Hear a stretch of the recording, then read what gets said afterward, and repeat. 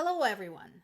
Very appropriately, following major international meetings, the news about the war in Ukraine are focusing on international impacts of the war.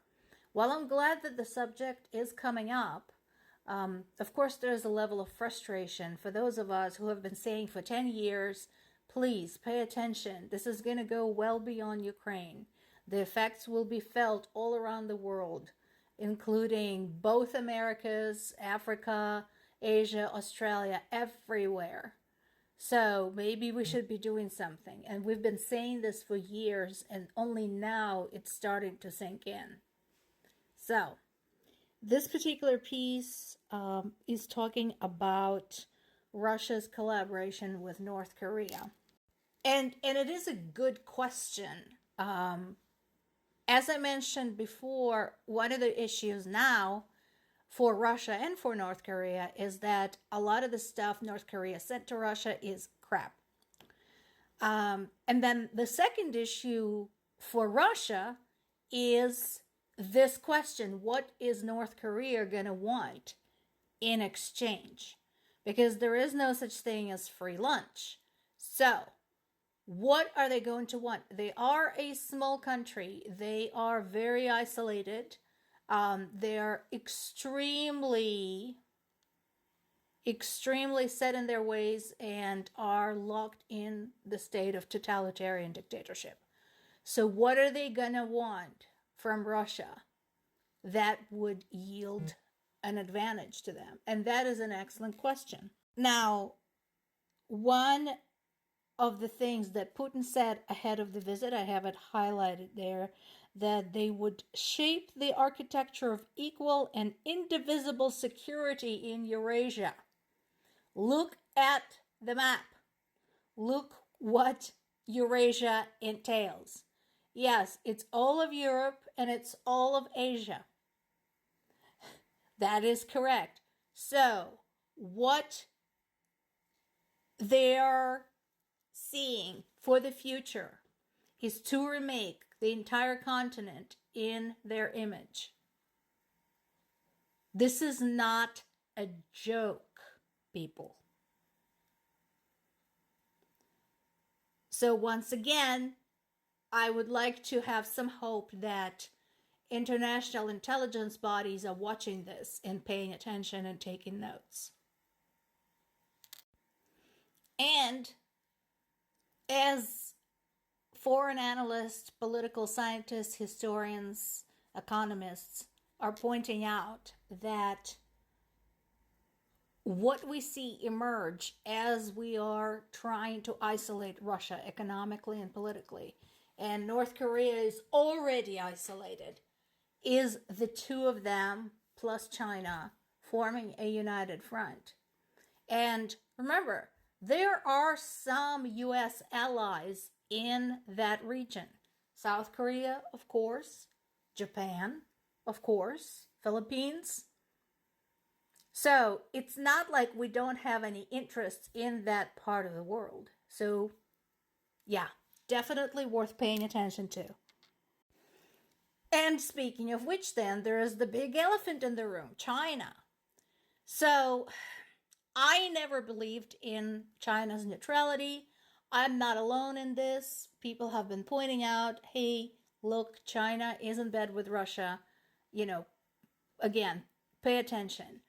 But with its behavior and statements made before, during, and after the peace conference in Switzerland, China basically threw all pretense of neutrality out the window.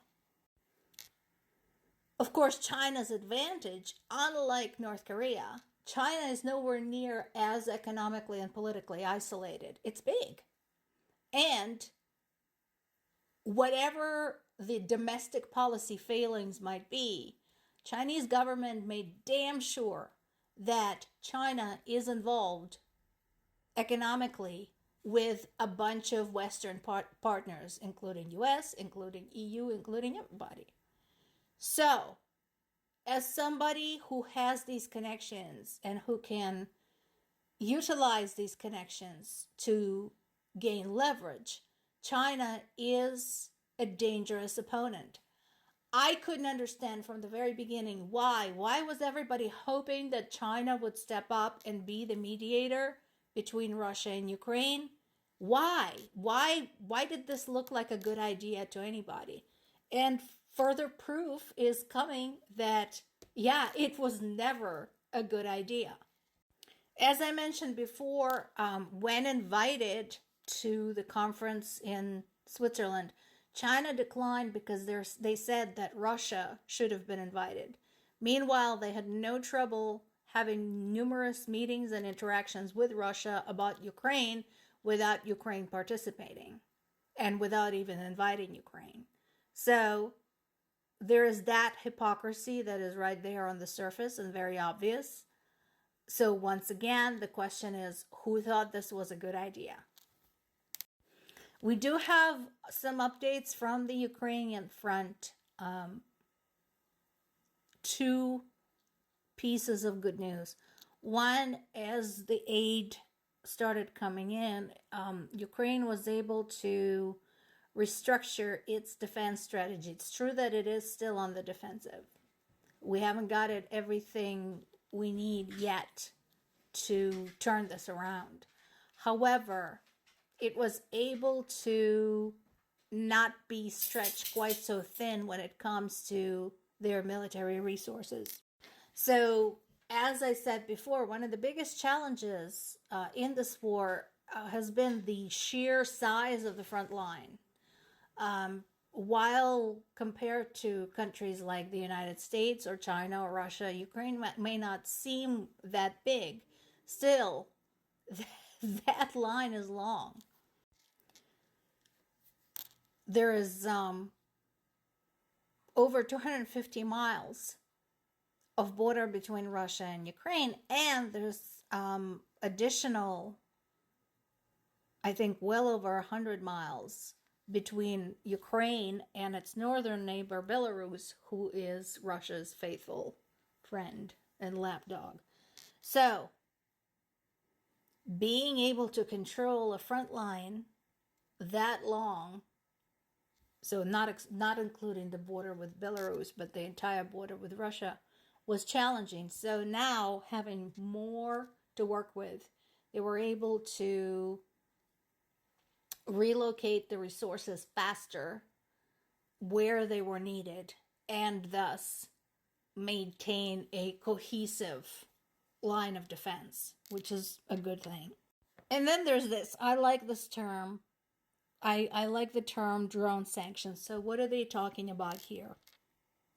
They're talking about the successful use of Ukrainian drones against Russia's oil refineries and oil storage facilities.